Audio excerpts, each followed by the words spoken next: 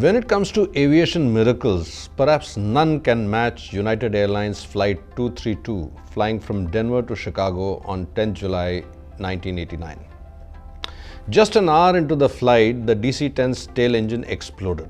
A fatigued metal component had sheared off and crashed into the engine blades, wrecking it and damaging all three independent hydraulic control systems. This type of accident is classified as catastrophic failure for the simple reason that it is extremely rare, and if it ever happens, there is absolutely no way to save the plane.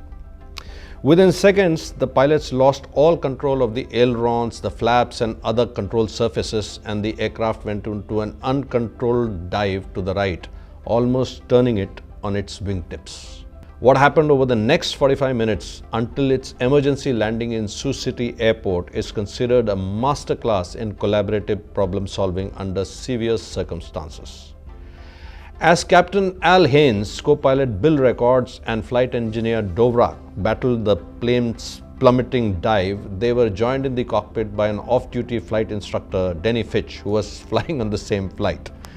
Between these four in the cockpit and 5 professionals at the Sioux City's ATC, this plane with no functioning control was part feathered and part wrestled to the ground, saving 184 lives, including all the 4 pilots. Of the 112 passengers who died, 45 died after the crash landing because of the smoke inhalation rather than the crash itself. The US National Transportation Safety Board later remodeled it by putting different experienced crews in simulators 28 times, and the plane crashed in all of those simulations without even reaching Sioux City. In his book, The Culture Code, Daniel Coyle observes that the crew of Flight 232 succeeded not because of individual skills, but because they combined their skills into a higher intelligence. And how did they do that? Captain Haynes credited this miracle to 5 factors: luck, communication, preparation, execution, and cooperation. Notwithstanding the impact of luck, after all, it was a daylight crash. Sioux City Airport was away from populated areas, next to farmlands, which allowed the plane to furrow into the cornfields, and many other factors. Haynes attributed the success to United Airlines' intense training, especially its crew resource management program. This training simulates crises as realistically as can be, including subjecting the participants to physical and emotional fatigue. It also focuses on the participants' cognitive and interpersonal skills rather than the technical knowledge needed to operate equipment or perform a function. Pilots, armed forces, crack medical units, elite athletic teams, and several other high-performance units spend a substantial portion of their careers in realistic training. Corporates might have something to learn from that. In most companies, leadership training, especially at senior strategic levels, usually gets more lip service than actual attention.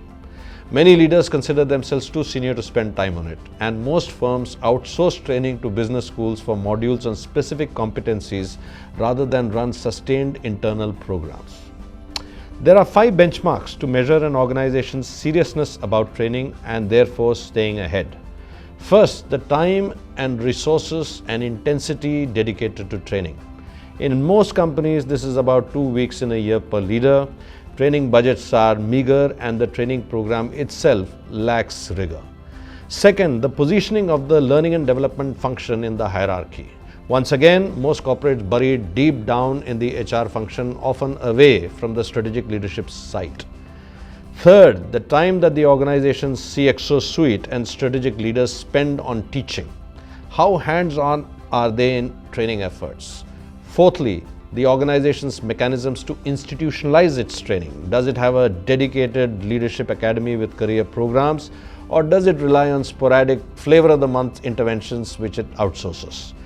While most organizations run programs for entry-level employees, very few institutionalize strategic-level leadership training. And lastly, how fiercely does the organization capture and disseminate its own knowledge?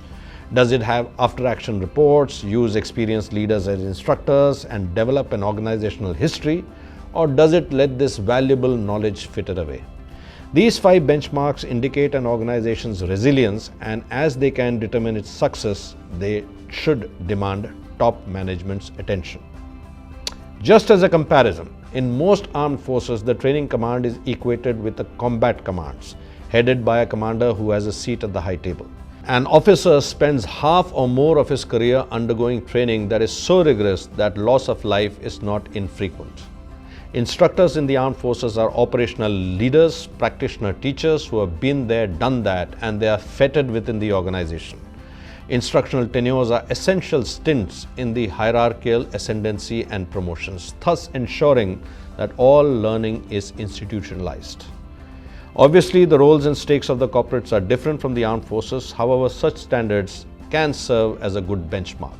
As Captain Haynes pointed out, one of the main reasons that the flight had 184 survivors was the presence of the US National Guard unit stationed next to the airport that swung into the action for rescue. Ironically, the CRM program started by United Airlines was itself the result of a previous flight crash suffered by the carrier back in 1978. This is yet another lesson that corporates might want to take. They must not wait for an actual crash to step up their emphasis on training and leadership development.